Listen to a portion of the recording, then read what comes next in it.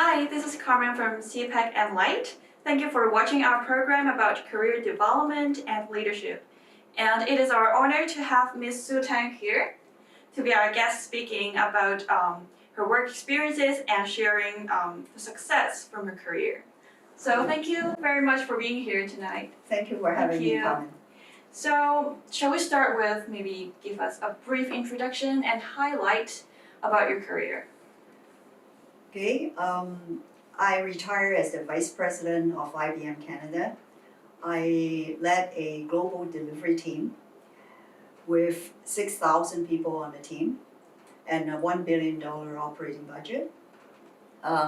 With that responsibility, the highlight for me is to learn about different culture and being able to manage within that. I led a team that spread across North America, Argentina, Brazil, and India. It's really fascinating to learn about the differences in culture, values, and how to bring them all together and deliver to our global customer. And that's my background. That was very impressive. And how did you reach your level of success in one of the largest multinational companies? I think it's with passion and take accountability and also continuous improvement. And what it does is the passion is about having passion for the business and for the people, knowing what is the right thing for the business and support your people. And it's important to take accountability, so you own the business like your own, and you take ownership of whatever you do and be responsible for it. And lastly is never stop growing. It's so important to continue to improve yourself, continue to improve the process, continue to develop your team to be better, and also never stop striving for the excellence. These are some very powerful words, right? So as a female leader, so what has been one of the significant barriers you have in your career? It's to establish credibility, respect, and confidence. I think it's very important to outset being able to build that credibility for people to trust you, because you have to demonstrate that by delivering solid result so that you will then gain the respect, and more importantly, to have that self-confidence to conduct yourself and to produce what you have to produce. Especially for female, we tend to have a lot of self-doubt, and that can become a derailment. So being able to have that confidence and carry out believing in yourself, believing in the people, and believing in the business, and those are the very critical success factor. Right. So what were your leadership styles at IBM? I would say it's a transformation style, and to me that means to inspire, especially inspire your team with a shared vision and being able to empower them, but more importantly is to build the organization capabilities so that we can move forward with the strength and the power of a capable team. Mm-hmm. So what was the most important leadership lesson you have learned along your career journey? It's empathy, effective communication, and my other keyword again is accountability. So what empathy is that oftentimes you may be making a very tough business decision. It's not necessarily always good for everybody, but you have to be able to put yourself in someone's shoes, relate to it at a personal impact, so that you understand, despite how difficult it is, you have to be able to, through effective communication, explain the reason for doing it, why it is the right thing, especially if it aligns with the company vision and strategy. It takes very effective communication to break it down so that everyone can understand. to the point that you can all come together despite how difficult it is. So that is how ultimately when you deliver, you have to be there with your team together, taking that accountability as a leader, together encourage your team to do the same. Otherwise, people would tend to shy away from making mistakes and they would say it's not my problem. So you really need to take a hold of that and be accountable. So speaking of like being a leader, and we have heard people saying that the right mentor can change your career. So how did a mentor or mentors help you grow? Having a mentor is so critical. It gives you a penalty-free environment to speak to whatever you feel right or wrong. So it's a penalty-free sounding board, I would say that. And also being able to have the mentor give you the level of straight talk, challenge you, stretch you, but yet there to support you. And having a mentor, he or she is being a resource to you and also an expanded network for you. The mentor will open up options for you to see the big picture. And as a very much, I repeat, as a penalty-free sounding board. All right, that was an interesting word, like penalty-free sounding board. So as a mentor yourself, how did you help your mentee with their success? I listen, I have straight talk, and also I would say I really want to facilitate. And what does that mean? Is that you have to listen to really understand what is in the mentee's mind and what they're thinking, because you cannot make the assumption based on your own situation, because it is really, you are really there to help them. And with that, you really need to have straight talk. Oftentimes they might not like what they hear, but you have to be honest, because no one else would be doing that. And like earlier I said, it's a penalty-free environment. So you can give them the straight talk, as sometimes brutal as it is. They understand you're there to help them. You mean well.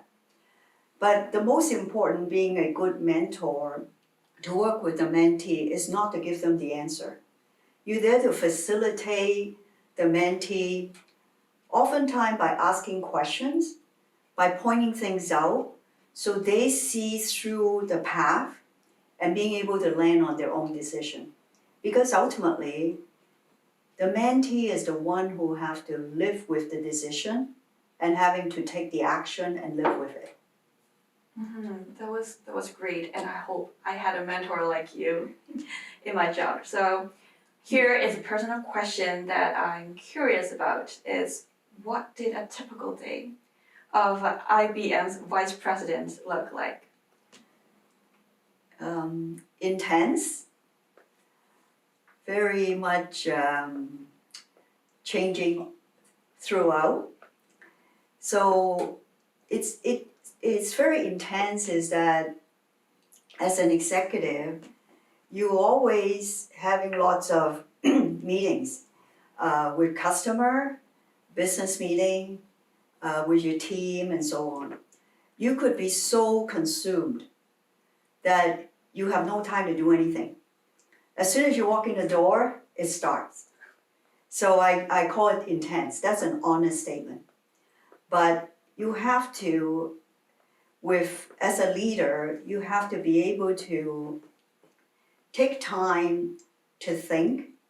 You have to always plan your day, plan your path, and being able to know where you're heading to and what next. Otherwise, you'll be constantly reacting and scrambling. And a typical day is there's always late breaking news. Crisis can happen, problems can happen. the unexpected can happen. So being able to respond and react to the changes and being able to ensure that behind you, you have built a management system that allow the business to run itself. So you have time to think, to adjust, and make the changes that is needed. That's how a day would be. It sounds really stressful, busy, and challenging. Yeah, it can be. It can Yes. So here's a question that may you share some tips to us that on stress and emotion management. I would say you respond to stress and crisis. Don't react to the crisis and the stress. And you always think first and then you speak.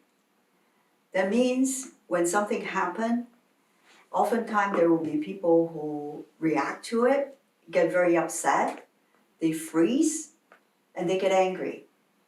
But that doesn't change anything because the next crisis will come before you know it.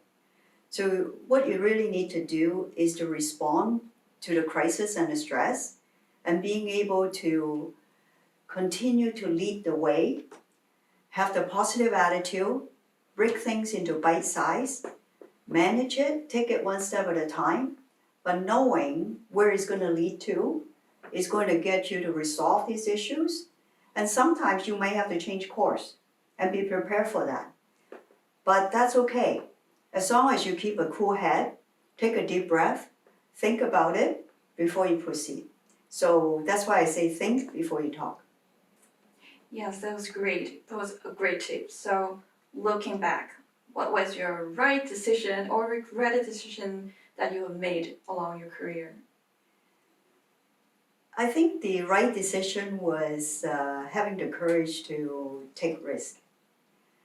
I have twice in my career willing to take a step back in my level, knowing there is a position that is strategic, that have room for me to grow much bigger and give me the longer term success.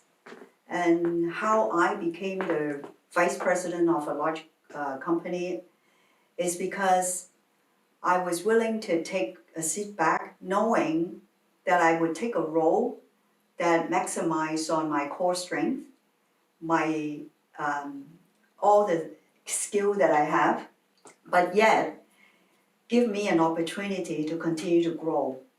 And that's what I feel good about my willingness to take that risk. And I never look back. And it was like something that I would not regret it. I really love your ambition. Never look back. That's and right. keep learning, continuously growing. Here's the last questions. What are 3 pieces of advices you would like to give to the next generation of female leaders? Number 1, integrity. 2, risk-taking. Last, accountability. Integrity is all about being honest, speaking the truth. And that's how you build trust with your team and in the organization. And that's how people will follow you. Leadership is to be earned, and you cannot command leadership. So honesty is number 1.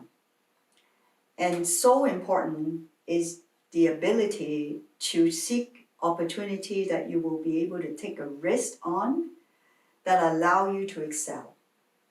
So don't go for something comfortable. Challenge yourself. Take that chance. Last but not least is take ownership in whatever you do. And people will only respect you for it. It was very inspirational. And it was an incredible speech provided by you today. And we thank you very much for being here for the interview. And it is, again, our honor to invite you to be our guest speaker. It's my pleasure and my honor. Thank you. And I hope what I share with you today is going to help and provide some insight based on my own personal real-life work experience. Thank you very much. And this is Carmen again from CPAC and Light. Thank you for watching this episode. We will see you soon. Thank you. Thank you.